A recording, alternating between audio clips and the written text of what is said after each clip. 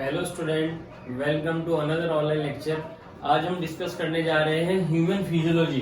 11th class की बहुत important unit है। 11th एनसीईआरटी में जो दे रखी है, यूनिट नंबर 5 ह्यूमन फिजियोलॉजी।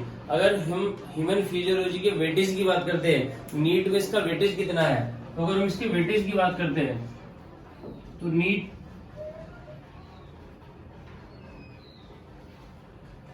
अगर हम इस यूनिट के वेटेज की बात करते हैं तो नीट 2019 में इस यूनिट से 15 क्वेश्चन पूछे गए थे। अकेले इस यूनिट से ह्यूमन फिजियोलॉजी से 15 क्वेश्चन पूछे गए थे, और फिर भी हम इसका हर साल जो उसका वेटेज है वो लगभग 13-14 क्वेश्चन का वेटेज मान सकते हैं।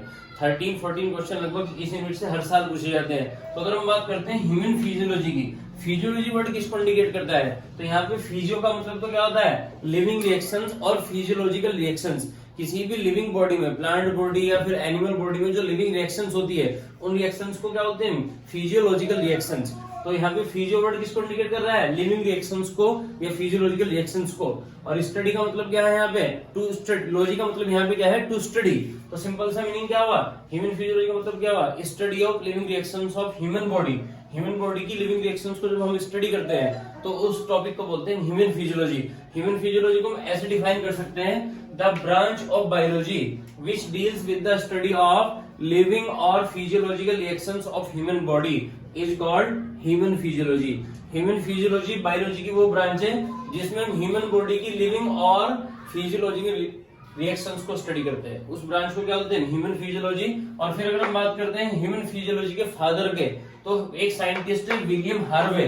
विलियम हार्वे नाम के जो साइंटिस्ट है, इनको फादर ऑफ ह्यूमन फिजियोलॉजी बोला गया है, या इनको फिर फादर ऑफ एंजियोलॉजी बोला गया है। एंजियोलॉजी का मतलब क्या होता है, यहाँ पे एनजीओ वर्ड जो आ रहा है, एनजीओ वर्ड आ रहा है ब्लड वेस्कुलर सिस्टम के लिए। एनजीओ वर्ड किसको इंडिकेट कर रहा है, ब्लड वेस्कुलर सिस्टम, और लॉजी मींस टू स्टडी। तो एंजियोलॉजी का मीनिंग क्या हुआ, study of blood vascular system. William Harvey ने ब्लड वेस्कुलर सिस्टम की डिस्कवरी की थी। विलियम हार्वे ने ब्लड वेस्कुलर सिस्टम को बहुत डिटेल में स्टडी किया था, इसके ऊपर एक्सपेरिमेंट किए थे, इसलिए विलियम हार्वे को फादर ऑफ ह्यूमन फिजियोलॉजी बोलते हैं और फादर ऑफ एंजियोलॉजी बोलते हैं। फिर अगर हम बात करते हैं ह्यूमन फिजियोलॉजी के सिलेबस की, तो ह्यूमन फिजियोलॉजी में आपको टोटल 7 चैप्टर कवर करने हैं। अगर हम ह्यूमन फिजियोलॉजी की बात करते हैं 7 चैप्टर में, जैसे पहला चैप्टर आएगा digestion and absorption. Simple language में बोले तो इसमें आपको ह्यूमन न्यूट्रिशन डिस्कस करना है। ह्यूमन का जो डाइजेस्टिव सिस्टम होता है, एलिमेंट्री कैनाल होती है, डाइजेस्टिव ग्लैंड होती है, लीवर, पैनक्रियास, उन सबको डिस्कस करना है। डाइजेशन का प्रोसेस, फूड डाइजेशन कैसे होता है, फूड का एब्जॉर्प्शन कैसे होता है, और फिर अनडाइजेस्टेड वेस्ट को फीकल मैटर की फॉर्म में कैसे रिमूव करते हैं बॉडी से, ये सब डिस्कस करना है। फिर एक चैप्टर आता है breathing and exchange of gases. इसमें इट मींस हमारी बॉडी में ब्रीथिंग कैसे होती है, ब्रीथिंग हमारी बॉडी में कैसे होगी, हमारे बॉडी का जो रेस्पिरेटरी सिस्टम है, ट्रैकिया, लंग्स, उनका स्ट्रक्चर, उनका फंक्शन डिस्कस करना है। फिर गैस का एक्सचेंज कैसे होता है हमारी बॉडी में, गैस कैसे सर्कुलेट करती है ब्लड के थ्रू, ये सब डिस्कस करना है। फिर एक चैप्टर आएगा, थर्ड चैप्टर इस यूनिट का, बॉडी फ्लूइड एंड सर्कुलेशन। हमारी बॉडी में कौन कौन से फ्लूइड मिलते हैं, जैसे ब्लड और लिम्फ। हमारी बॉडी में मेनली 2 फ्लूइड मिलते हैं, एक ब्लड और एक लिम्फ, और वो हमारी बॉडी में सर्कुलेट कैसे करते हैं। तो इस चैप्टर में आपको ब्लड का कंपोजिशन, ब्लड के कौन कौन से कंपोनेंट होते हैं, ब्लड के सेल, आरबीसी, डब्ल्यूबीसी, वो सब डिस्कस करनी है। और ब्लड का सर्कुलेशन कैसे होता है, हार्ट क्या डिस्कस करना है, हार्ट के अंदर कौन कौन से पार्ट होते हैं, कितने चैम्बर होते हैं, फिर हार्ट वर्क कैसे करता है, ये सब डिस्कस करना है। फिर एक चैप्टर आता है excretory product and there elimination. Simple language में इसमें आपको ह्यूमन एक्सक्रीटरी सिस्टम स्टडी करना है। ह्यूमन एक्सक्रीटरी सिस्टम कौन कौन से ऑर्गन का बना होता है, जैसे किडनी, यूरेटर, यूरिनरी ब्लैडर, वो कैसे वर्क करते हैं, यूरिन फॉर्मेशन कैसे होता है, यूरिन का फॉर्मेशन का प्रोसेस पढ़ना है आपको। फिर यूरिन एलिमिनेट कैसे होता है, और एक्सक्रीटरी सिस्टम से रिलेटेड जो डिसऑर्डर है वो सब डिस्कस करने हैं, जैसे किडनी फेलियर।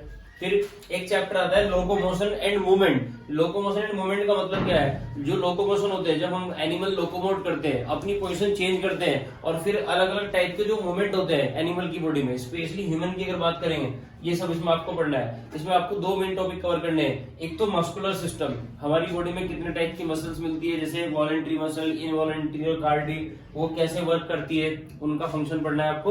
और एक आपको पढ़ना है skeleton system.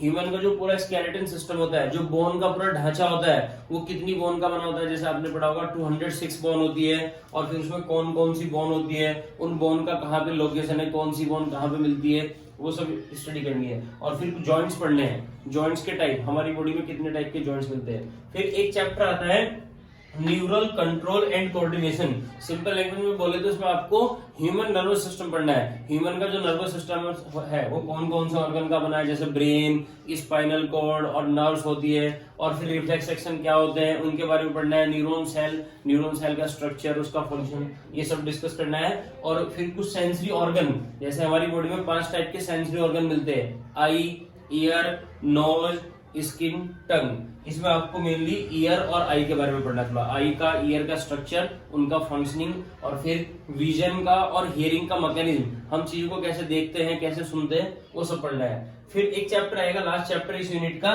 Chemical integration and coordination. Simple language में इसको चैप्टर को हम क्या बोल सकते हैं, ह्यूमन एंडोक्राइन सिस्टम। ह्यूमन का जो एंडोक्राइन सिस्टम होता है उसमें कौन कौन सी एंडोक्राइन ग्लैंड होती है, जैसे pituitary, pancreas, thyroid gland, parathyroid gland, और उनके मेन हार्मोन्स, उन हार्मोन्स का फंक्शन, और उन हार्मोन्स का एबनॉर्मल सिक्रीशन होगा, हाइपो सिक्रीशन कम होगा, हाइपर सिक्रीशन मींस ज्यादा होगा, तो क्या क्या बॉडी में प्रॉब्लम हो सकती है, ये सब पढ़ना है। जैसे आपने एक पॉपुलर हार्मोनल डिसऑर्डर पढ़ा होगा, डायबिटीज मेलाइटस, जिसको कॉमनली हम शुगर की बीमारी बोलते हैं, इंसुलिन हार्मोन की डेफिशिएंसी होती है। तो ये आपका मेन सिलेबस है ह्यूमन फिजियोलॉजी का। स्टूडेंट, फिर अगर हम बात करते हैं general introduction of nutrition, nutrition का जनरल इंट्रोडक्शन अगर हम डिस्कस करते हैं, तो जैसे कि सबसे पहले हमने लिखा है ट्रोफोलॉजी। ट्रोफोलॉजी का मतलब क्या होता है, यहाँ पे ट्रोफो वर्ड जो है, ट्रोफो वर्ड किसको इंडिकेट कर रहा है, न्यूट्रिशन को। जैसे आपने ट्रोफो वर्ड कई बार सुना होगा, जैसे आपने फूड चेन में ट्रॉफिक लेवल पढ़े होंगे। फूड चेन में जितने भी स्टेप आते हैं, हर स्टेप को क्या बोलते हैं, ट्रॉफिक लेवल। तो ट्रोफो या ट्रॉफिक वर्ड किसके लिए आता है, न्यूट्रिशन के लिए, और लॉजी वर्ड किसके लिए आया है यहाँ पे, स्टडी के लिए। तो ट्रोफोलॉजी का मीनिंग क्या हुआ, स्टडी ऑफ न्यूट्रिशन। न्यूट्रिशन की स्टडी को क्या बोल सकते हैं, ट्रोफोलॉजी।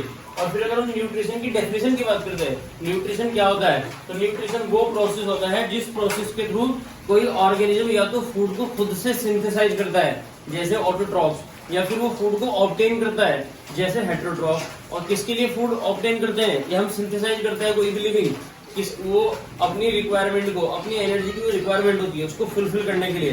तो न्यूट्रिशन की अगर हम डेफिनेशन की बात करते हैं, न्यूट्रिशन को हम ऐसे डिफाइन कर सकते हैं, the process by which an organism synthesise, मतलब खुद से बनाना, और obtain its food to fulfil their energy need. कोई भी लिविंग ऑर्गेनिज्म जो अपने आप फूड को सिंथेसाइज करता है या फिर ऑब्टेन करता है अपनी एनर्जी नीड को फुलफिल करने के लिए, उसको क्या बोलते हैं, न्यूट्रिशन। और अगर हम न्यूट्रिशन के टाइप की बात करते हैं, तो न्यूट्रिशन के मेनली 2 टाइप होते हैं, एक होता है ऑटोट्रॉफिक न्यूट्रिशन और एक होता है हेटेरोट्रॉफिक न्यूट्रिशन। जैसा कि आप बहुत छोटी क्लास से पढ़ते आ रहे हो, ऑटो का मतलब होता है सेल्फ और हेटेरो का मतलब होता है डिफरेंट। और यहाँ पे ट्रॉफिक वर्ड किसके लिए आ रहा है, न्यूट्रिशन के लिए। तो ऑटोट्रॉफिक का मतलब वो सेल्फ न्यूट्रिशन, और हेटेरोट्रॉफिक का मतलब अदर सोर्स। तो ऑटोट्रॉफिक न्यूट्रिशन वो न्यूट्रिशन होता है जब लिविंग ऑर्गेनिज्म अपना फूड खुद से सिंथेसाइज करते हैं। और फिर इसके भी 2 टाइप होते हैं, फोटोसिंथेटिक और कीमोसिंथेटिक। फोटोसिंथेटिक न्यूट्रिशन ऑटोट्रॉफिक का वो टाइप है जब लिविंग ऑर्गेनिज्म सनलाइट की एनर्जी को यूज करके अपना फूड प्रिपेयर करते हैं, जैसे कि ग्रीन प्लांट और सम बैक्टीरिया, ब्लू ग्रीन एनर्जी टाइप के जो बैक्टीरिया होते हैं, साइनोबैक्टीरिया। और कीमोसिंथेटिक न्यूट्रिशन की अगर हम बात करते हैं, जब लिविंग ऑर्गेनिज्म या कोई भी लिविंग ऑर्गेनिज्म जब अपना फूड बनाएगा, किससे एनर्जी यूज करेगा, केमिकल एनर्जी यूज करेगा, केमिकल कंपाउंड की एनर्जी यूज करेगा। इसमें आएंगे chemosynthetic bacteria like iron bacteria, sulphur bacteria, nitrogen bacteria और मीथेन बैक्टीरिया, बहुत सारे बैक्टीरिया आते हैं। फिर हेटेरोट्रॉफिक न्यूट्रिशन के भी 3 टाइप होते हैं, एक आता है सैप्रोफिटिक, एक आता है पैरासिटिक और एक आता है होलोजोइक। इसमें लिविंग ऑर्गेनिज्म क्या करते हैं, अपना फूड खुद से प्रिपेयर नहीं कर सकते, तो वो फूड कहां से ऑब्टेन करेंगे, किसी दूसरे सोर्स से। उसके बाद अगर हम बात करेंगे हेटेरोट्रॉफिक न्यूट्रिशन के टाइप की, तो उसके मेनली 3 टाइप होते हैं। सैप्रोफिटिक, जब living organism dead and decaying organic matter के ऊपर फीड करते हैं, उसको बोलते हैं सैप्रोफिटिक, जैसे for example mostly fungi and some bacteria. एक आएगा पैरासिटिक न्यूट्रिशन, जब लिविंग ऑर्गेनिज्म या फिर एनिमल बोल सकते हैं, जब दूसरे लिविंग के ऊपर ग्रो करते हैं, सर्वाइव करते हैं और उन्हीं की बॉडी से फूड ऑब्टेन करते हैं, इसको बोलते हैं पैरासिटिक न्यूट्रिशन। और इसमें एग्जांपल आएंगे पैरासाइट, कोई भी पैरासाइट, जैसे फॉर एग्जांपल प्लाज्मोडियम जो मलेरिया कॉज करता है हमारी बॉडी में, तो प्लाज्मोडियम भी क्या है, पैरासाइट। ज्यादातर जो पैथोजन होते हैं वो पैरासाइट होते हैं जो डिजीज कॉज करते हैं। फिर आता है होलोजोइक न्यूट्रिशन। होलोजोइक न्यूट्रिशन, होलो इसमें साउंड आ रही है, होलो का मतलब कंप्लीट, होलोजोइक न्यूट्रिशन हेटेरोट्रोपिक का वो टाइप होता है जिसमें लिविंग ऑर्गेनिज्म फूड को कॉम्प्लेक्स फॉर्म में ऑब्टेन करते हैं और फिर उसको डाइजेस्ट करके सिंपल फॉर्म में कन्वर्ट करते हैं, इसको बोलते हैं होलोजोइक न्यूट्रिशन। और इसके एग्जांपल आएंगे some unicellular animal like amoeba, paramecium and all multicellular complex animal like human being, cow, buffalo, monkey, giraffe, zebra, ये सब इसमें आएंगे। फिर होलोजोइक न्यूट्रिशन की अगर हम बात करते हैं, इसमें भी मेनली 5 स्टेप होते हैं। एक स्टेप होता है इंजेशन। इंजेशन का मतलब फूड को इंटेक करना। जब हम फूड को इंटेक करते हैं तो उसको बोलते हैं इंजेशन। डाइजेशन का मतलब कॉम्प्लेक्स फूड को सिंपल फॉर्म में कन्वर्ट करना। फिर एब्जॉर्प्शन का मतलब जो डाइजेस्टेड फूड है उसको हमारे इंटेस्टाइन के थ्रू ब्लड में एब्जॉर्ब किया जाता है। फिर आता है एसिमिलेशन। एसिमिलेशन का मतलब उस डाइजेस्टेड फूड को, उस एब्जॉर्ब फूड को वो एनिमल क्या करेगा, यूटिलाइज करेगा, वो उसके सेल के साइटोप्लाज्म का पार्ट बन जाएगा। और एक आता है इजेशन। इजेशन का मतलब जो अनडाइजेस्टेड फूड होता है, जो बचा हुआ फूड होगा, अनडाइजेस्टेड फूड होगा, उसको फीकल मैटर की फॉर्म में, टॉयलेट की फॉर्म में बॉडी से बाहर निकाला जाएगा, उस स्टेप को बोलते हैं इजेशन। और फिर अगर हम बात करते हैं न्यूट्रिशन की, स्पेशली अगर हम बात करते हैं एनिमल्स के फिर अलग अलग टाइप हो सकते हैं अकॉर्डिंग टू फीडिंग हैबिट। उनकी फीडिंग हैबिट क्या है, जैसे कि यहाँ पर हमने लिखा है types of animal according to feeding habit. Feeding habit के अकॉर्डिंग एनिमल के बहुत सारे टाइप हो सकते हैं। मेनली 3 टाइप हम डिस्कस कर रहे हैं। जैसे हर्बीवोर उनको बोलते हैं जो मेनली प्लांट डाइट के ऊपर फीड करते हैं, जो मेनली प्लांट्स के ऊपर फीड करते हैं। जैसे for example cow, for example deer, horse, elephant, ये सब आ जाएंगे। कार्निवोर एनिमल वो एनिमल होते हैं जो मेनली मीट के ऊपर फीड करते हैं, फ्लैश के ऊपर फीड करते हैं, जैसे लायन, टाइगर, ये सब आ जाएंगे। और अगर हम ओमनीवोर की बात करते हैं, ओमनीवोर वो एनिमल होते हैं जो दोनों टाइप के फूड के ऊपर फीड करते हैं, जैसे एनिमल डाइट और प्लांट डाइट दोनों के ऊपर फीड करते हैं। इसमें एग्जांपल आएंगे bear, human, cockroach, etcetera. Student omnivore, carnivore और हर्बीवोर के बाद अगर हम बात करते हैं कुछ और फीडिंग हैबिट की, तो जैसे एक फीडिंग हैबिट आती है फ्रूगीवोर्स। फ्रूगीवोर्स वो एनिमल होते हैं जो फ्रूट के ऊपर फीड करते हैं, for example parrot and many other birds. फिर सॉइलीवोर्स और डेट्राइटस फीडर।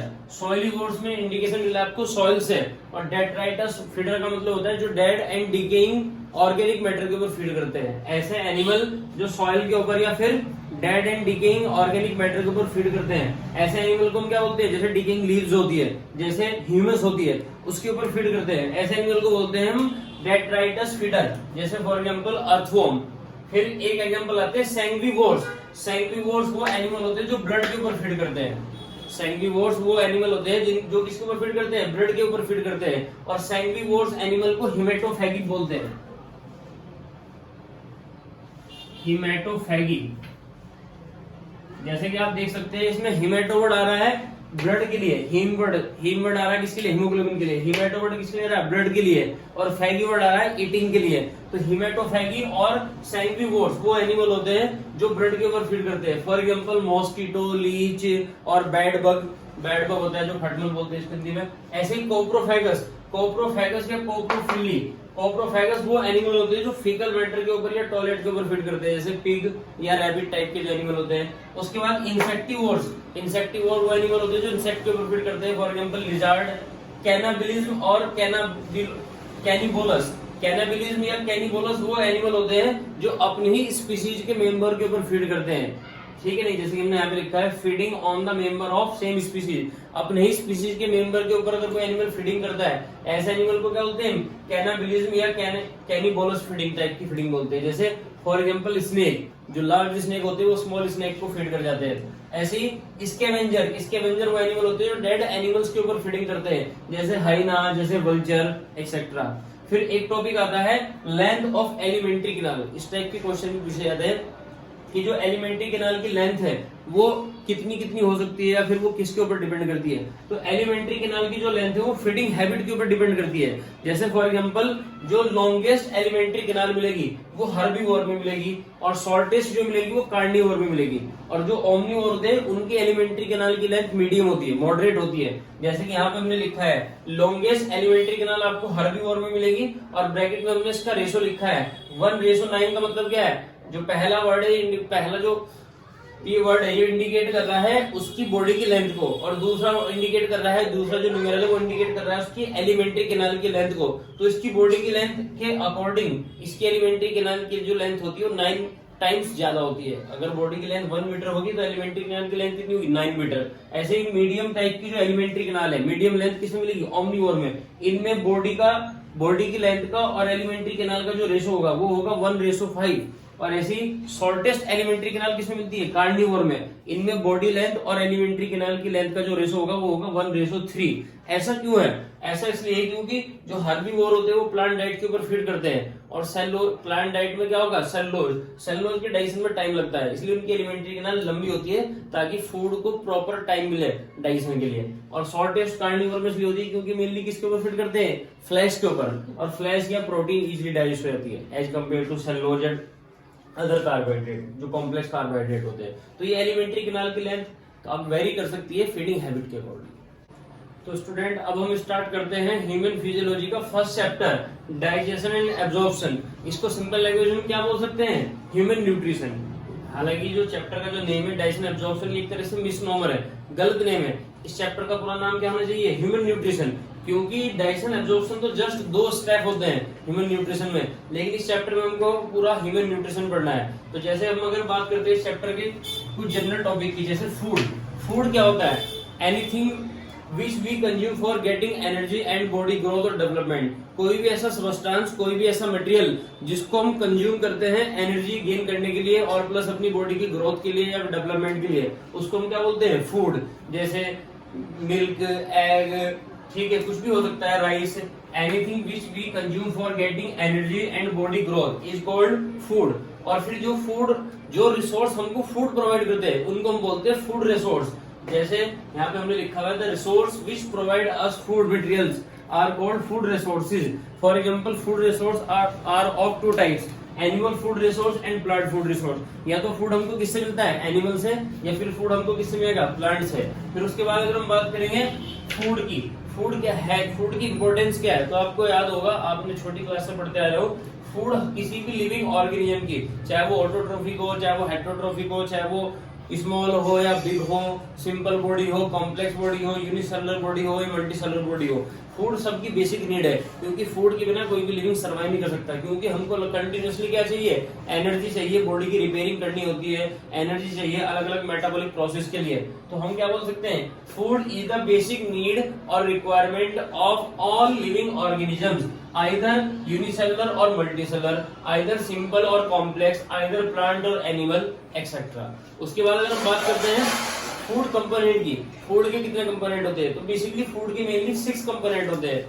फूड के मेनली 6 कंपोनेंट कौन कौन से हैं, protein, fat, carbohydrate, water, minerals and vitamin. अगर हम बात करते हैं इसमें प्रोटीन, फैट, कार्बोहाइड्रेट की, ये हमको ज्यादा क्वांटिटी में चाहिए, थोड़ा बल्क में चाहिए, ज्यादा अमाउंट में चाहिए, इसलिए इनको हम क्या बोल सकते हैं, बायो मैक्रोमोलिक्यूल बोल सकते हैं इनको, या हम इसको मैक्रोन्यूट्रिएंट्स बोलते हैं।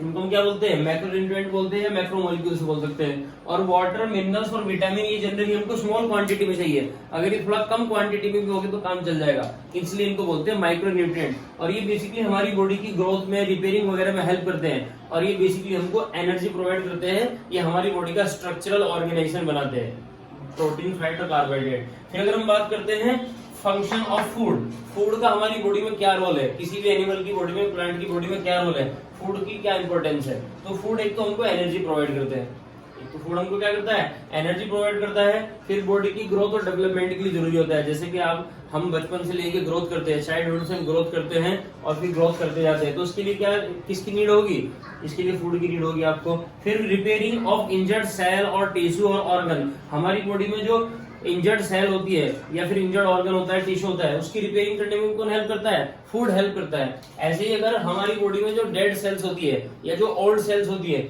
उनको रिप्लेस करने में कौन हेल्प करता है, फूड हेल्प करता है। जैसे सेल डिवीजन की हेल्प से, सेल डिवीजन की हेल्प से हम क्या करते हैं, पुरानी सेल्स को रिप्लेस करते रहते हैं, डेड सेल को रिप्लेस करते रहते हैं, तो उसमें भी हमको क्या चाहिए, एनर्जी। और एनर्जी के लिए क्या चाहिए, फूड। ऐसे ही फूड का एक जो कंपोनेंट होता है वाटर, वाटर हमारी मेटाबॉलिक प्रोसेस के लिए एसेंशियल होता है, मेटाबॉलिक प्रोसेस के लिए बेसिक रूट बनाता है मेटाबॉलिक रिएक्शन के लिए। और उसके साथ साथ फूड वाटर क्या करता है, वाटर हमारी बॉडी का जो फ्लूइड वॉल्यूम होता है वाटर का और मिनरल्स का और या फिर ब्लड का जो वॉल्यूम होता है उसको मेंटेन करता है, या फिर हम इसको बोल सकते हैं ये हमारी बॉडी में डिहाइड्रेशन को रोकता है, वाटर के लॉस को रोकता है। क्योंकि आपको याद होगा, आपने सेल पढ़ा होगा, हमारी पूरी बॉडी किसकी बनी है, सेल की, और सेल में लगभग 70% जो कंपोनेंट होता है वो क्या होता है, वाटर। तो हमको अपनी सेल का या टिश्यू का या पूरी बॉडी का नॉर्मल कंपोजिशन मेंटेन करने के लिए क्या चाहिए, वाटर की नीड होगी। तो वाटर मेटाबॉलिक रिएक्शन में भी हेल्प करेगा और डिहाइड्रेशन को भी रोकेगा या फिर हमारे बॉडी फ्लूइड वॉल्यूम को मेंटेन करेगा। स्टूडेंट, अब हम डिस्कस करते हैं mechanism of nutrition in human being, means how does nutrition takes place in human being. Human being में न्यूट्रिशन कैसे होता है, तो जैसे कि आपको पता है कि ह्यूमन बीइंग कैसा एनिमल है, हेटेरोट्रोफ और होलोजोइक एनिमल होते हैं, जिनमें न्यूट्रिशन 5 स्टेप में कंप्लीट होता है। As we know human beings are heterotroph, means holozoic animal in which nutrition complete into 5 step. Ingestion, food को इंटेक करना, डाइजेशन, फूड को डाइजेस्ट करना सिंपल फॉर्म में, एब्जॉर्प्शन, एसिमिलेशन और egestion by the help of digestive system. जैसे कि आपको पता है कि हम कैसे एनिमल है, कॉम्प्लेक्स एनिमल है, मल्टीसेलुलर कॉम्प्लेक्स एनिमल है। और ऐसे आपने कुछ यूनिसेलुलर एनिमल पढ़े होंगे जैसे अमीबा। अमीबा में और हमारी बॉडी की दोनों की फिजियोलॉजी में क्या डिफरेंस है, अमीबा एनिमल एक ही सिंगल सेल से बना होता है, उसमें सारी के सारी जो फिजियोलॉजिकल प्रोसेस होते हैं, न्यूट्रिशन, रेस्पिरेशन, एक्सक्रिएशन, रिप्रोडक्शन, सारे एक ही सेल परफॉर्म करती है। बट हम कैसे एनिमल है, मल्टी सेलुलर कॉम्प्लेक्स एनिमल है। हमारी बॉडी में हर एक पर्टिकुलर फंक्शन के लिए एक पर्टिकुलर ऑर्गन, टिश्यू या पर्टिकुलर ऑर्गन सिस्टम वर्क करता है। जैसे हमारी बॉडी में रेस्पिरेशन के लिए क्या होता है, रेस्पिरेटरी सिस्टम, एक्सक्रीशन के लिए क्या होता है, एक्सक्रिएटरी सिस्टम, बहुत सारे सबस्टेंस को ट्रांसपोर्ट करने के लिए क्या होता है, सर्कुलेटरी सिस्टम, और हमारी बॉडी को कंट्रोल करने के लिए क्या होता है, nervous system plus endocrine system, reproduction के लिए क्या होता है, रिप्रोडक्टिव सिस्टम। ऐसे हमारी बॉडी में न्यूट्रिशन के लिए क्या होता है, डाइजेस्टिव सिस्टम। तो अगर स्टूडेंट आपको ह्यूमन का कोई भी फिजियोलॉजिकल प्रोसेस पढ़ना है, सबसे पहले आपको उसका सिस्टम का स्ट्रक्चर और उसकी फंक्शनिंग डिस्कस करनी है। जैसे अगर आप ह्यूमन में रेस्पिरेशन पढ़ना चाहते हो तो पहले आपको ह्यूमन का रेस्पिरेटरी सिस्टम आना चाहिए। तो सबसे पहले हम डिस्कस करेंगे human digestive system, human digestive system का स्ट्रक्चर और उसकी functioning with the help of diagram. तो जैसे कि आप यहाँ पे देख सकते हो, human digestive system is made up of 2 part. Human का जो डाइजेस्टिव सिस्टम है मेनली 2 पार्ट का बनाया होता है। कौन कौन से, एक तो होती है alimentary canal and second is digestive gland. एक एलिमेंट्री कैनाल होती है और एक क्या होती है, डाइजेस्टिव ग्लैंड्स होती है। अगर हम एलिमेंट्री कैनाल की बात करेंगे, एलिमेंट्री कैनाल क्या होती है, alimentary canal is a hollow muscular tubular coiled structure which start from mouth and end into anus. ये एक muscular hollow tubular coiled structure होती है। मस्कुलर इसलिए बोला क्योंकि मसल्स की बनी होती है, होलो इसलिए बोला अंदर से खाली होती है, और ट्यूबुलर ट्यूब के जैसी होती है, और कॉइल्ड इसलिए बोला क्योंकि हमारी बॉडी में कॉइल फॉर्म होती है थोड़ी सी। और ये कहां से स्टार्ट होती है, इसकी 2 ओपनिंग होती है, एक एंटीरियर ओपनिंग होती है ऊपर की तरफ और एक पोस्टीरियर ओपनिंग होती है नीचे की तरफ। माउथ से स्टार्ट होती है और एनएस पे जाके एंड होती है, और इसके बीच में फिर बहुत सारे पार्ट आते हैं। जैसे माउथ, अगर हम बात करें माउथ क्या है, एंटीरियर ओपनिंग है। फिर माउथ किस में कंटिन्यू कर जाएगा, माउथ कैविटी और बक्कल कैविटी।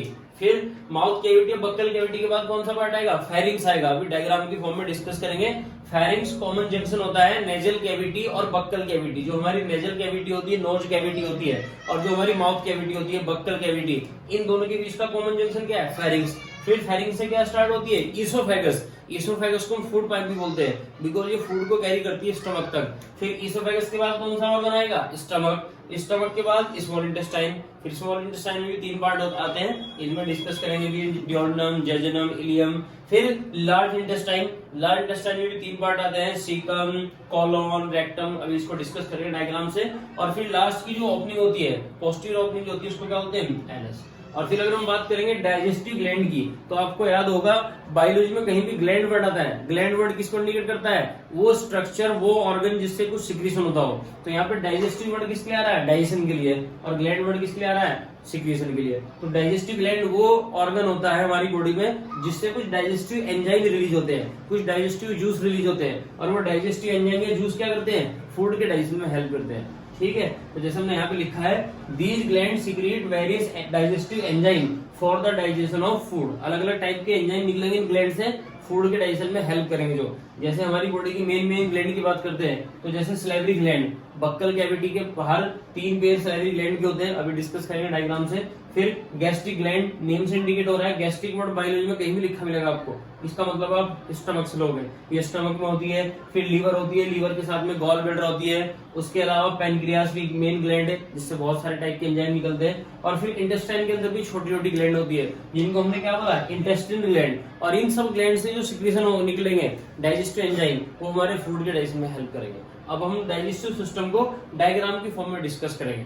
तो स्टूडेंट, जैसा कि भी हमने डिस्कस किया था कि ह्यूमन का जो डाइजेस्टिव सिस्टम है वो 2 पार्ट से मिलकर बना है, एक तो एलिमेंट्री कैनाल और एक होती है डाइजेस्टिव ग्लैंड्स। एलिमेंट्री कैनाल आपको बताया था हमने, एक मस्कुलर ट्यूबुलर कॉर्ड स्ट्रक्चर होती है, हॉलो स्ट्रक्चर होती है, जो माउथ से स्टार्ट होकर कहां पे एंड होती है, एनस पे। तो हम ह्यूमन के डाइजेस्टिव सिस्टम को डायग्राम की फॉर्म में एक्सप्लेन करने जा रहे हैं, आप उसको ध्यान से सुनिएगा। जैसे कि सबसे पहले अगर हम बात करते हैं एलिमेंट्री कैनाल की, एलिमेंट्री कैनाल क्या है, एक मस्कुलर ट्यूब स्ट्रक्चर है जो कहां से स्टार्ट हो रही है, माउथ से स्टार्ट हो रही है, और माउथ से स्टार्ट होकर कहां पे एंड हो रही है, एनस में। और इसके अंदर इसके बीच बीच में बहुत सारे ऑर्गन होते हैं, उन सबको हम डिस्कस करते हैं। तो जैसे सबसे पहले अगर हम बात करते हैं नेजल कैविटी, ये ऊपर वाली माउथ कैविटी के जस्ट ऊपर क्या होती है, नेजल कैविटी। नेजल कैविटी की 2 ओपनिंग्स होती है, एक ओपनिंग होती है बाहर की तरफ, इनको बोलते हैं एक्सटर्नल नोस्ट्रिल, और एक ओपनिंग होती है अंदर की तरफ जो किसमें जाके ओपन होती है, फेरिंग्स में जाके ओपन होती है, उनको बोलते हैं इंटरनल नोस्ट्रिल। और फिर नेजल कैविटी और नोस्ट्रिल की अगर हम बात करते हैं, ये बेसिकली रेस्पिरेटरी सिस्टम का पार्ट है, इसका डाइजेशन में या न्यूट्रिशन में बहुत ज्यादा कोई रोल नहीं है। उसके बाद हम बात करेंगे माउथ कैविटी की। माउथ कैविटी या बक्कल कैविटी की जो ओपनिंग होती है, इसको ओरल कैविटी बोल सकते हैं, इसकी ओपनिंग को बोलते हैं माउथ। माउथ क्या है, माउथ एक स्लिट लाइक ओपनिंग होती है, एंटीरियर ओपनिंग होती है, स्लिट लाइक ओपनिंग होती है जो लिप से गार्डेड होती है। अपर लिप और लोअर लिप क्या करते हैं, इस माउथ कैविटी की ओपनिंग को, माउथ को गार्ड करने का काम करते हैं। उसके बाद फिर ये जो होलो कैविटी होती है, माउथ कैविटी या फिर बक्कल कैविटी या ओरल कैविटी, इसमें यहाँ पे क्या क्या मिलेगा आपको, टंग मिलेगी, टंग के साथ साथ डिफरेंट टाइप के टीथ मिलेंगे, और इसके बाहर आपको सलेवरी ग्लैंड मिलेगी।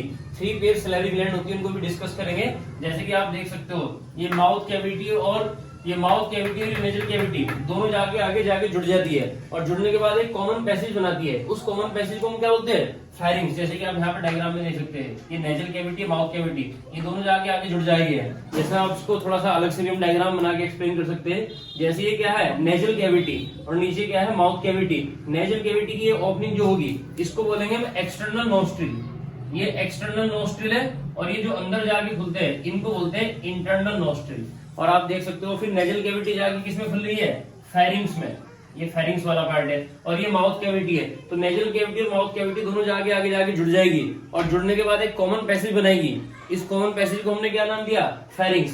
फिर फेरिंग्स से 2 ट्यूब कंटिन्यू करेगी, पीछे की साइड डोर्सल साइड में क्या होती है, इसोफेगस, और सामने की तरफ फ्रंट साइड पे, वेंट्रल साइड पे क्या होती है, ट्रैकिया। तो हम सिंपल लैंग्वेज में क्या बोल सकते हैं, pharynx is a common passage for both food and air, air के लिए और फूड के लिए, दोनों के लिए कॉमन पैसेज होता है। फिर जैसे कि यहाँ पे आप देख सकते हो, नेजल कैविटी, माउथ कैविटी दोनों आगे जुड़ जा रही है, इसको क्या बोलते हैं, फेरिंग्स। और फेरिंग्स में ही ऊपर से ट्यूब आती है, मिडिल ईयर से ट्यूब आती है, उस ट्यूब का नाम क्या है, यूस्ट्रिकन ट्यूब। इसको आप एयर में पढ़ोगे, एयर में इसके बारे में डिटेल में पढ़ोगे। यूस्ट्रिकन ट्यूब क्या करती है, ये प्रेशर को बैलेंस करने का काम करती है।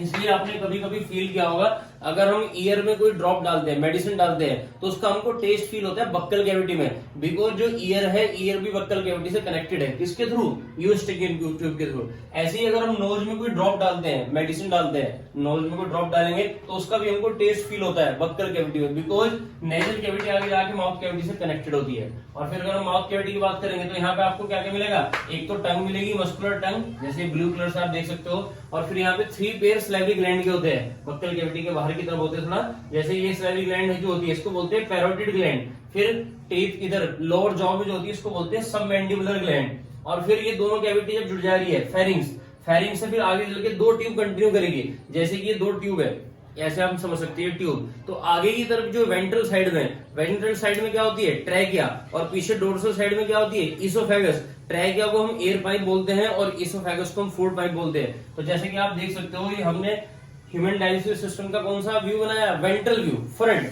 आप वेंट्रल व्यू देख रहे हो, फ्रंट से देख रहे हो, लेकिन अगर आप डायग्राम को फ्रंट से देखोगे, आप डायग्राम को ऐसे फ्रंट से देखोगे तो आपको सिर्फ एक ही ट्यूब दिखेगी, आगे वाली ट्रैकिया, एयर पाइप, पीछे वाली नहीं दिखेगी। लेकिन हम डायग्राम में क्या करते हैं, हम डायग्राम का वेंट्रल व्यू देखेंगे, फ्रंट से देखेंगे, लेकिन हम नेक को थोड़ा ऐसे रोटेट कर देते हैं। नेक को रोटेट करने से क्या होगा, आपको दोनों ट्यूब दिखेगी, एयर पाइप भी दिखेगी और फूड पाइप भी दिखेगी। तो आप जैसे कि देख सकते हो, फेरिंग्स के बाद क्या स्टार्ट हो रही है, फेरिंग्स के बाद ये आगे की तरफ क्या है, ये ग्रीन कलर से हमने बना दी ट्रैकिया, एयर पाइप, और इसकी ट्रैकिया की जो ओपनिंग होती है इसको बोलते हैं हम ग्लोटिस। ग्लोटिस इसकी ट्रैकिया की ओपनिंग होती है, और इसके ऊपर एक लिड लाइक स्ट्रक्चर होता है, उसको बोलते हैं इपीग्लोटिस।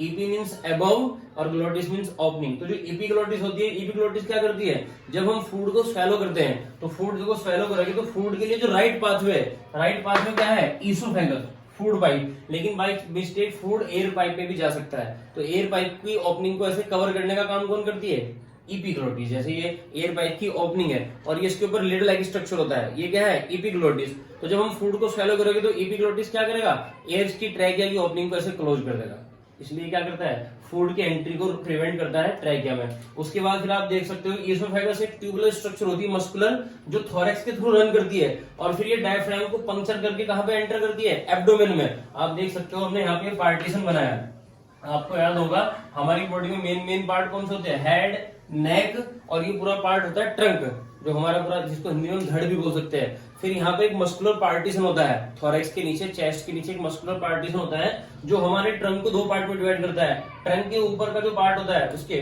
डायफ्राम के ऊपर का जो पार्ट होता है, इसको बोलते हैं थोरैसिक कैविटी और चेस्ट कैविटी, जहाँ पे लंग्स होते हैं, जहाँ पे हार्ट होता है। और उसके नीचे का जो पार्ट होता है डायफ्राम के, इसको बोलते हैं एब्डोमिनल कैविटी, जहाँ पे हमारी बॉडी के मोस्टली ऑर्गन होते हैं। तो आप यहाँ पे देख सकते हो, ये ब्लू कलर से जो हमने स्ट्रक्चर मेंशन की है, this is diaphragm, muscular partition. फिर इसके नीचे ईसोफेगस किसमें कंटिन्यू कर गई, स्टमक में। स्टमक एक जे शेप स्ट्रक्चर होती है, या मैंगो की जैसी स्ट्रक्चर होती है, और ये थोड़ा सा ऑब्लिक होता है। और स्टमक किधर होता है, आप देख सकते हो, ये हमारी जो एब्डोमिनल कैविटी है, एब्डोमिनल कैविटी के लेफ्ट साइड में होता है, और अपर एब्डोमेन में होता है। ये एब्डोमेन का अपर पार्ट है, ये एब्डोमेन का मिडिल पार्ट है, और ये एब्डोमेन का लोअर पार्ट है, और ये एब्डोमेन की लेफ्ट साइड है, और ये एब्डोमेन की राइट साइड है। तो जो स्टमक होता है, स्टमक एब्डोमेन की अपर साइड में होता है, लेफ्ट साइड को, और राइट साइड में इधर क्या होता है, लीवर होता है। लीवर एक ग्लैंड है, सबसे बड़ी ग्लैंड है हमारी बॉडी की, और लीवर के साथ में गॉल ब्लैडर भी होता है। तो जैसे कि आप देख सकते हो, हमारा लीवर बाइलोब्ड होता है, एक राइट लोब होता है, एक लेफ्ट लोब होता है। इनके डायग्राम को थोड़ा और मैग्नीफाई करके थोड़ा और डिटेल में अलग से बनाएंगे, लीवर के डायग्राम को और स्टमक को थोड़ा सा अलग से। तो आप देख सकते हो, ये क्या है, ये लीवर है, लीवर के साथ में गॉल ब्लैडर है। लीवर से जो डक्ट निकलती है और गॉल ब्लैडर से जो डक्ट निकलती है, ये दोनों डक्ट एक साथ ज्वाइन करती है, और ज्वाइन करने के बाद आगे जाके पैनक्रियास की डक्ट के साथ जुड़ेगी, जैसे कि आप डायग्राम में देख सकते हो। तो जो स्टमक है, फिर स्टमक किसमें कंटिन्यू कर जाएगा, स्मॉल इंटेस्टाइन में। स्टमक किसमें कंटिन्यू कर जाएगा, स्मॉल इंटेस्टाइन में। और जैसे कि स्टूडेंट आपको हमने लास्ट टॉपिक में बताया था भी, स्मॉल इंटेस्टाइन के 3 पार्ट होते हैं, डियोडिनम, जेजुनम एंड इलियम। आप देख सकते हो, स्मॉल इंटेस्टाइन के 3 पार्ट कौन कौन से होते हैं। पहला पार्ट जो यू शेप पार्ट होता है, जो स्टमक से डायरेक्टली कनेक्टेड होता है, उसको हम बोलते हैं डियोडिनम। फिर बीच का जो मिडिल पार्ट होता है, उसको बोलते हैं जेजुनम। और फिर लास्ट का जो पार्ट होता है, इलियम। इलियम फिर किसमें कंट्री कर जाएगा, लार्ज इंटेस्टाइन में कंट्री कर जाएगा, आप देख सकते हो। और डियोडिनम के साथ में ही एक अलग से ग्लैंड, लीफ लाइक ग्लैंड होती है। इस ग्लैंड को क्या बोलते हैं, पैनक्रियास, स्टमक के जस्ट नीचे होती है, या फिर हम क्या बोल सकते हैं, स्टमक के और डियोडिनम के बीच में होती है, जो उसका यू टर्न होता है इसके बीच में होती है। और जहां पे पैनक्रियास डियोडिनम को ज्वाइन करती है, उस डक्ट को बोलते हैं पैनक्रियाटिक डक्ट। और पैनक्रियास की डक्ट और इधर से जो बाइल जूस की डक्ट आती है, ये दोनों जुड़ के, दोनों बाइल डक्ट और ये दोनों डक्ट जुड़ के क्या बनाएगी, कॉमन हिपेटोपैनक्रियाटिक डक्ट बनाती है। इधर हिपेटिक डक्ट होगी, हिपेटोपैनक्रियाटिक डक्ट क्यों बोला इसको, क्योंकि वो लीवर की साइड से आ रही है और ये पैनक्रियास की साइड से आ रही है, और दोनों जाके फिर वो डक्ट कॉमन हिपेटोपैनक्रियाटिक डक्ट की फॉर्म में कहां पे खुलेगी, डियोडिनम में। फिर डियोडिनम के बाद जेजुनम, जेजुनम के बाद इलियम। फिर इलियम किसके साथ कनेक्टेड होगा, लार्ज इंटेस्टाइन के। लार्ज इंटेस्टाइन को भी हम 3 पार्ट में डिवाइड करेंगे। पहला पार्ट क्या होगा, सीकम, दूसरा पार्ट कॉलोन, और तीसरा पार्ट क्या होगा, रेक्टम। तो जैसे कि देख सकते हो आप, सीकम क्या है, सीकम एक सैक लाइक स्ट्रक्चर होती है। सीकम क्या है, सीकम एक सैक लाइक स्ट्रक्चर होती है, जो डायरेक्टली किससे कनेक्टेड होती है, इलियम से। और फिर वो किसमें कंट्रीब्यूट कर जाती है, कॉलोन में। और फिर इन दोनों की जंक्शन पे इलियम, सीकम के नीचे एक छोटा सा फिंगर लाइक स्ट्रक्चर होती है। इस फिंगर लाइक स्ट्रक्चर को बोलते हैं वर्मीफॉर्म अपेंडिक्स। और वर्मीफॉर्म अपेंडिक्स को जनरली वेस्टिजियल ऑर्गन कंसिडर किया जाता है, बिकॉज इसका हमारी बॉडी में कोई बहुत ज्यादा रोल नहीं है। हमारे जो एंसेस्टर रहे हैं, बायोलॉजिस्ट ऐसा सजेस्ट करते हैं कि हमारे एंसेस्टर में फूड के डाइजेशन में हेल्प करता है। करता रहा होगा। उसके बाद अपेंडिक्स के से ऊपर की जो पार्ट है सीकम है, फिर देख सकते हो सीकम किसमें कंट्री कर जा रहा है, कॉलोन में। तो आप देख सकते हो फिर कॉलोन के भी 3 पार्ट होते हैं। जो कॉलोन ऊपर को रन कर रहा है इसको बोलते हैं असेंडिंग कॉलोन, और जो कॉलोन ऐसे हॉरिजॉन्टली रन कर रहा है इसको बोलते हैं ट्रांसवर्स कॉलोन। ये जैसे यहाँ से यहाँ तक क्या है, असेंडिंग कोलोन, फिर यहाँ से यहाँ तक क्या है, ट्रांसवर्स कोलोन, और जो कोलोन फिर नीचे को रन कर रहा है उसको हम क्या बोल रहे हैं, डिसेंडिंग कोलोन। और फिर लास्ट का जो छोटा सा एक पार्ट होता है इसको सिग्मोइड कोलोन भी बोला जाता है। जो लास्ट का पार्ट होता है, बेसिकली मेन 3 पार्ट होते हैं, लेकिन जो पार्ट लास्ट का होता है जो फिर रेक्टम के साथ कनेक्टेड होता है उसको हम क्या बोलते हैं, सिग्मोइड कोलोन। और फिर आप देख सकते हो जो लास्ट का जो पार्ट है सैक लाइक स्ट्रक्चर है उसको क्या नाम दिया हमने, रेक्टम। ये लार्ज इंटेस्टाइन का 3rd पार्ट है। और रेक्टम के बारे में हम पढ़ते हैं कि ये टेम्परेरी स्टोर हाउस का काम करता है। किसके लिए, फीकल मैटर के लिए। ये फीकल मैटर के लिए टेम्परेरी स्टोर हाउस का काम करता है। और फिर आप देख सकते हो जो एनस होती है, लास्ट की जो ओपनिंग होती है, पोस्टीरियर ओपनिंग क्या होती है, एनस। एनस बॉडी के बाहर ओपन करती है और इसके थ्रू हम क्या करते हैं, फीकल मैटर को टॉयलेट को डिस्चार्ज करते हैं। तो स्टूडेंट ये ह्यूमन डाइजेस्टिव सिस्टम का मेन स्ट्रक्चर थे, मेन ऑर्गन थे। अब हम डिस्कस करेंगे इनकी फंक्शनिंग के बारे में कि ह्यूमन का जो डाइजेस्टिव सिस्टम है उसमें कौन सा पार्ट क्या क्या रोल प्ले कर रहा है, फूड को कैसे इंटेक करते हैं, कैसे फूड की हम ग्राइंडिंग करते हैं, कैसे फिर उसको हम स्वेलो करते हैं और कैसे फिर फूड डाइजेस्ट होता है। थोड़ा सा इसको भी डायग्राम की फॉर्म में डिस्कस करते हैं, फिर थोड़ा थ्योरी वाले पोर्शन पे आते हैं। अगर स्टूडेंट बात करते हैं डाइजेस्टिव सिस्टम की फंक्शनिंग की, डाइजेस्टिव सिस्टम वर्क कैसे करता है, तो जैसे सबसे पहले माउथ, जो स्लिट लाइक ओपनिंग होती है माउथ कैविटी की, इसके थ्रू हम फूड को इंटेक करते हैं। और फिर जो माउथ कैविटी के अंदर टंग होती है और टंग के साथ साथ जो टीथ होते हैं, टीथ क्या करते हैं, टीथ तो फूड की ग्राइंडिंग करते हैं, टीथ फूड को ग्राइंड करने में, उसको क्रश करने में हेल्प करते हैं। और टंग क्या करती है, टंग फूड को सलाइवा के साथ में मिक्स करने में हेल्प करती है ताकि वो फूड क्या हो जाए, थोड़ा सा स्मूथ हो जाए और उसके साथ में जो सलाइवा के एंजाइम्स होते हैं वो भी आसानी से मिक्स हो जाए और फिर हम फूड को स्वैलो करते हैं। और अभी हम आपसे डायग्राम थोड़ा सा और मैग्नीफाई करके बनाएंगे इसको। यहाँ पे ऊपर की तरफ एक छोटी सी टंग लाइक स्ट्रक्चर होती है, उसको क्या बोलते हैं, यूविला। यूविला क्या करती है, जब हम फूड को स्वैलो करते हैं तो वो इंटरनल नोस्ट्रिल को क्लोज कर देती है ताकि फूड की एंट्री नेजल कैविटी में हो जाए, इधर से फेरिंग से फूड नेजल कैविटी में एंटर ना कर जाए। उसके बाद जो टंग है, टंग किस किस में फंक्शन में हेल्प करती है, टंग एक मस्कुलर स्ट्रक्चर है जिसके ऊपर टेस्ट बड होती है। ये वो फूड को स्वैलो करने में हेल्प करती है, फूड को स्वैलो करने के साथ साथ ये फूड को सलाइवा के साथ में मिक्स करने में हेल्प करती है और ये टेस्ट में भी हेल्प करती है और स्पीच में भी हेल्प करती है, बोलने में भी हेल्प करती है। फिर हम फूड को स्वैलो करेंगे, जो फूड पार्शियली डाइजेस्टेड हो जाएगा और ग्राइंडिंग हो जाएगा उसको अच्छे से हम क्या करेंगे, फिर स्वैलो करेंगे। और स्वैलो करने को क्या बोलते हैं, ग्लूटिनेशन, उस ग्लूटिनेशन बोलते हैं। उसके बाद हम उसको क्या बोलेंगे, डिग्लूटिनेशन बोलेंगे। जब उसको फूड किस में जाएगा, ईसोफेगस में। ईसोफेगस में जब फूड जाएगा तो ईसोफेगस में कोई डाइजेस्टिव ग्लैंड तो नहीं होती है सच, लेकिन इसमें छोटी छोटी म्यूकस ग्लैंड होती है। वो म्यूकस ग्लैंड क्या करती है, जो ईसोफेगस का पाथवे होता है, ईसोफेगस के पाथवे को स्मूथ बनाती है थोड़ा सा, ताकि फूड इजीली क्या कर जाए, आगे पास कर जाए। और ये जो मस्कुलर ट्यूब लाइक स्ट्रक्चर है इसका बस मेन फंक्शन इतना ही होता है,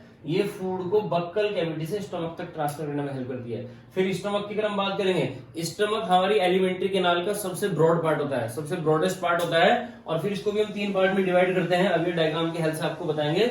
इसमें फूड टेम्परेरी स्टोर होता है for proper digestion, chemical digestion और मैकेनिकल डाइजेशन, दोनों टाइप का डाइजेशन होता है। यहाँ पे जो उसकी मसल्स होती है, इसकी मसल्स मस्कुलर मूवमेंट की हेल्प से क्या करती है, फूड को गैस्ट्रिक जूस की हेल्प से मिक्स करती रहती है। यहाँ पे गैस्ट्रिक ग्लैंड होती है छोटी छोटी स्टमक के अंदर, आपको हमने लास्ट टॉपिक में भी डिस्कस किया था अभी। इसमें यहाँ पे जो स्टमक के अंदर छोटी छोटी गैस्ट्रिक ग्लैंड होगी, गैस्ट्रिक ग्लैंड से क्या निकलेगा, गैस्ट्रिक जूस, और उस गैस्ट्रिक जूस के अंदर HCl होगा और बहुत सारे एंजाइम होते हैं, उसके साथ में फूड मिक्स होता रहता है स्टमक की मसल्स की हेल्प से। और यहाँ पे फूड का मैकेनिकल डाइजेशन भी होगा और केमिकल डाइजेशन भी होगा, मतलब एंजाइमेटिक डाइजेशन भी होगा। और यहाँ पे फूड लगभग 3 से 4 से 5 घंटे तक टेम्परेरी स्टोर होगा। फिर फूड को हम स्टमक से किसमें ट्रांसफर करेंगे, इंटेस्टाइन में, स्मॉल इंटेस्टाइन में। और जब वो फूड पार्शियली मिक्स हो जाता है, पेस्ट की जैसा बन जाता है व्हाइट, उसको तब हम क्या बोलते हैं, इसको काइम बोलते हैं। और फिर स्मॉल इंटेस्टाइन मेन साइट है प्रॉपर डाइजेशन, जहां पे होता है फाइनल डाइजेशन होता है। सबसे ज्यादा डाइजेशन कहां पे होगा, इंटेस्टाइन में होगा। इंटेस्टाइन में 3 टाइप के जूस वर्क करेंगे, इंटेस्टाइन में फूड के डाइजेशन में 3 टाइप के जूस वर्क करेंगे। पैनक्रियास की तरफ से आएगा पैनक्रियाटिक जूस, जिसको हम कंप्लीट जूस बोलते हैं, आगे डिस्कस करेंगे। इसमें हर टाइप के एंजाइम होते हैं जो प्रोटीन को डाइजेस्ट कर सकते हैं, फैट को डाइजेस्ट कर सकते हैं और वो कार्बोहाइड्रेट को भी डाइजेस्ट कर सकते हैं। और फिर इधर से लीवर की तरफ से, गॉल ब्लैडर की तरफ से क्या आता है, bile juice. Bile juice fat को इमल्सिफाई करता है, फैट के डाइजेशन में हेल्प करता है, कैसे आगे डिस्कस करेंगे।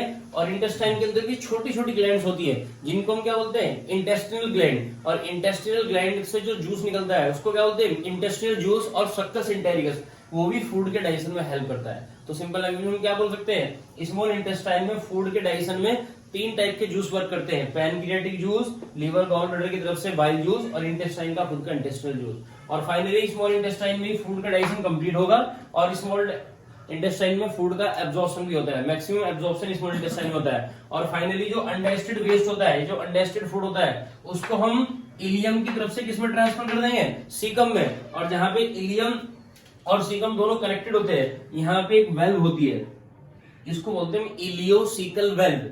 यहाँ पे इलियम और सीकम दोनों कनेक्टेड होते हैं, यहाँ पे एक वेल्व होती है। ये वेल्व क्या करती है, उस अनडाइजेस्टेड फूड के बैक फ्लो को प्रिवेंट करती है, और इसको क्या नाम बोला गया हमने, इलियोसीकल वेल्व बोला। इलियो वर्ड किसके लिए आ रहा है, इलियम के लिए, और सीकल वर्ड किसके लिए आ रहा है, सीकम के लिए। और उस वेल्व का काम होगा फूड के अनडाइजेस्टेड फूड के बैक फ्लो को रोकना। उसके बाद सीकम में भी फूड कुछ टाइम के लिए टेम्परेरी स्टोर हो सकता है, और फिर वो अनडाइजेस्टेड फूड जब धीरे धीरे ऊपर को बढ़ेगा तो लार्ज इंटेस्टाइन में एब्जॉर्प्शन ज्यादा नहीं होता, डाइजेशन तो यहाँ पे होता ही नहीं। यहाँ पे एब्जॉर्प्शन भी मेनली जो उस अनडाइजेस्टेड फूड के अंदर वाटर और मिनरल्स जो यूजफुल सब्सटेंस होते हैं उनको एब्जॉर्ब करने का काम कौन करती है, कोलोन। कोलोन में उस अनडाइजेस्टेड फूड में से हम क्या करेंगे, जो वाटर मिनरल्स है, जो बची हुई चीजें, काम की चीजें, उनको एब्जॉर्ब कर लेंगे। और फाइनली असेंडिंग कोलोन से ट्रांसवर्स कोलोन, ट्रांसफर कोलोन से डिसेंडिंग कोलोन, और फाइनली वो अनडाइजेस्टेड फूड अब क्या कहलाएगा, फीकल मैटर। और उस फीकल मैटर को टेम्परेरी स्टोर करने का काम कौन करता है, रेक्टम। रेक्टम उसको टेम्परेरी स्टोर करता है, और फिर जब उसका एक पर्टिकुलर अमाउंट स्टोर हो जाता है तब उसको हम एनएस के थ्रू बॉडी से बाहर रिमूव कर देते हैं, जिस प्रोसेस को क्या बोलते हैं, इजेशन, या उसको डिफिकेशन भी बोलते हैं। डी मीन्स रिमूवल, और फीकेशन वर्ड आ रहा है फीकल मैटर के लिए। उस प्रोसेस को हमने क्या नाम दिया, डिफिकेशन। तो स्टूडेंट ये डाइजेस्टिव सिस्टम के मेन स्ट्रक्चर ऑर्गन थे और उनकी फंक्शनिंग थी। अब इन्हीं स्ट्रक्चर को हम थोड़ा सा थ्योरी फॉर्म में डिस्कस करेंगे, कौन सा ऑर्गन का क्या क्या रोल है, कैसे कैसे रोल है।